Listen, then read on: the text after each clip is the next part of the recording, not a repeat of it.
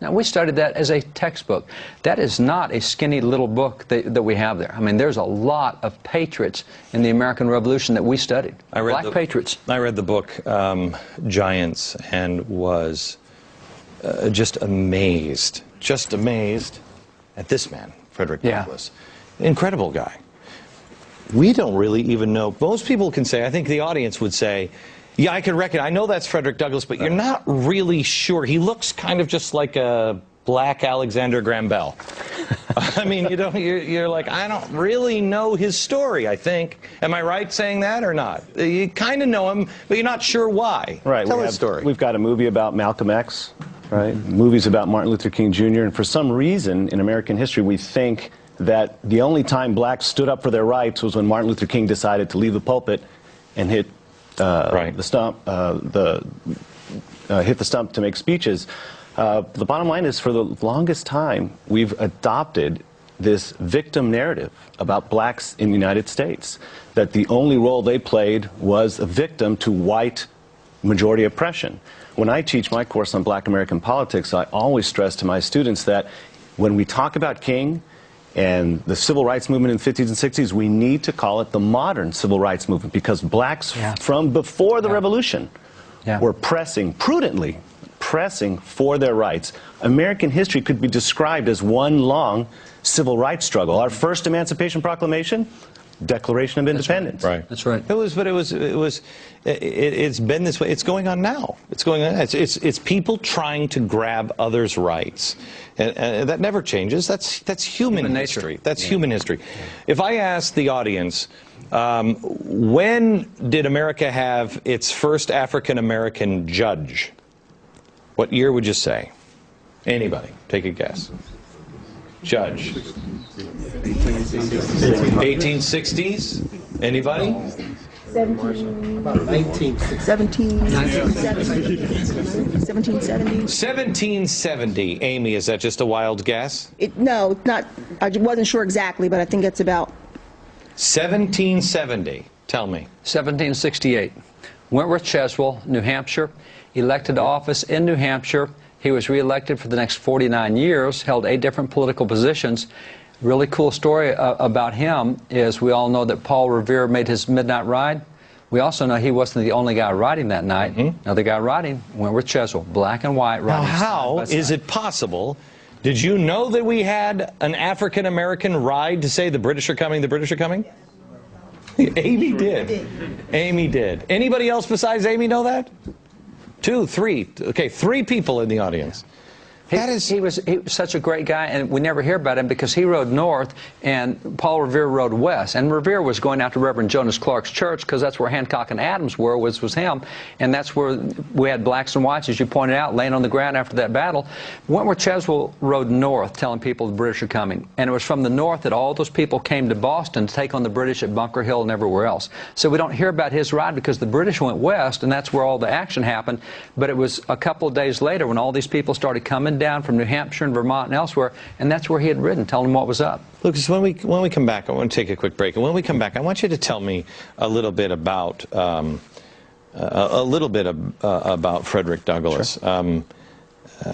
You know, the opening of Giants is so captivating, where you see a man who has struggled, who was kept, I mean, it sounds horrible to say, but kept in, I guess, nice slavery, if there's such a thing.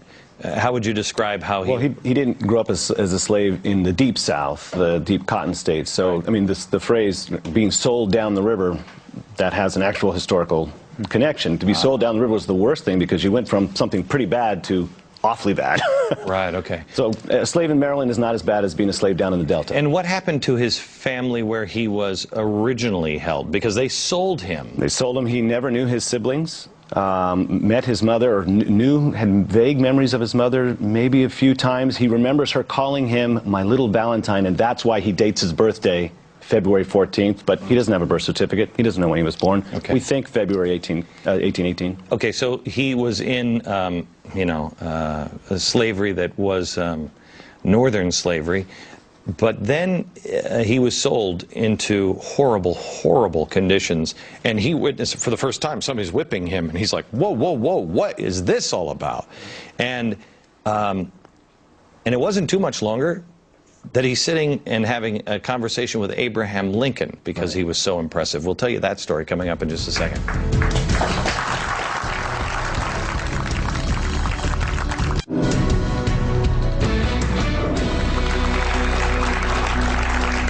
Tonight, we are talking about the founders and the black founders, and I think Frederick Douglass is a refounder, and we need more refounders. There are black founders. There are people that were here and played instrumental roles in the American idea and experiment.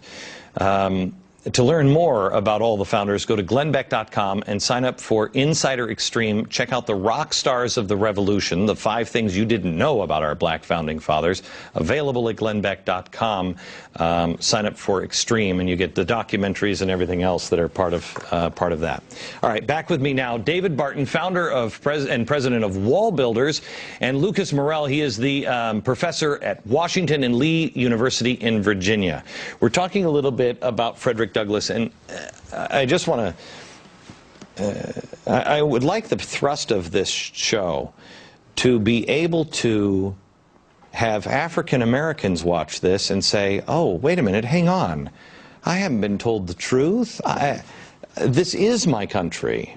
There's such a disconnect prior to Abraham Lincoln. It's like the country for African Americans maybe was founded here, but that's not true. We have a man who was born in slavery, didn't know his family, horrible life, sold to another family. He's being whipped, and he doesn't even understand it. Correct me if I'm wrong, or if you can fill in any of the blanks. He doesn't even understand it. He's like, what are you doing? And whip him, whip him, whip him, try to break him. He runs away. He's sent back. Now they whip him within an inch of his life. He finally actually breaks the master, if I'm not mistaken. The slave breaker, right. Right, yeah. I think he's sold to another family where he finally is emancipated. Is that, I'm trying to remember this. Well, he escapes for a second time. You're right. He tried to escape in 1836, I believe, and was caught, in prison for a while, sent back, and then 2 years later just decides to try it again, rather die fighting for his freedom than to continue living as a slave, and he succeeds in 1838. Now, how does he, where does he go from there? How does he make this transition from slave to here's a fellow who he gets in close with the Anti-Slavery Association, the American Anti-Slavery Society, and becomes a lecturer. And the story about that is his English is so good, people start saying there's no way Frederick Douglass could have been a slave because he speaks the King's English. I mean, it's so eloquent.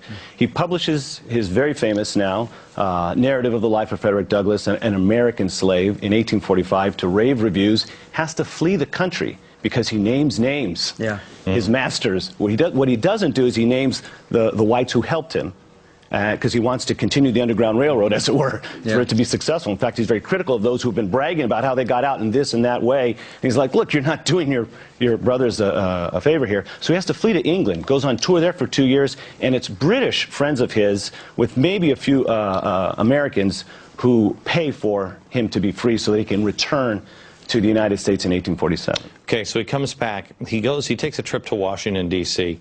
I think he meets a general. I'm sorry, I'm so fuzzy on some of these details. I meant to brush up before I went on, and so I'm pulling this out of my memory here. But he goes to Washington. I think he meets a general, and the general is so impressed with him, says, you should serve. You should serve. And he says, absolutely, which was, if I'm not mistaken, unheard of at the time. And the general is so impressed, he says, you need to meet the president. And he walks him to the White House, where he sits and they talk for 3 hours, and they become friends. This is the summer, this is August of 1863, the year of Jubilee, right? Emancipation, January 1st, 1863. He's there to complain to the president. He's one of Lincoln's fiercest critics, although a supporter, but one keeping Lincoln honest here. Now that he's got freedmen and free blacks serving in the Union Army and the Navy. He wants them to have equal pay. He wants them to be treated equally, get all the same treatment that white soldiers get. And Lincoln explains to him, look, we're just barely getting the country used to the idea of blacks serving in the military, let alone paying them equally. He makes the governor of Connecticut way down in the hall. Twice they come in and say, Mr. President, the governor of Connecticut is out here, and he says, I want to talk to my friend Frederick Douglass here. Meets with Douglass next year, August of '64. What's happening then? The war going very poorly. Lincoln, on record, does not believe he's going to be reelected. So why is he meeting with Frederick Douglass? Not just Frederick Douglass, but a second meeting, another meeting with Martin Delany, another black intellectual.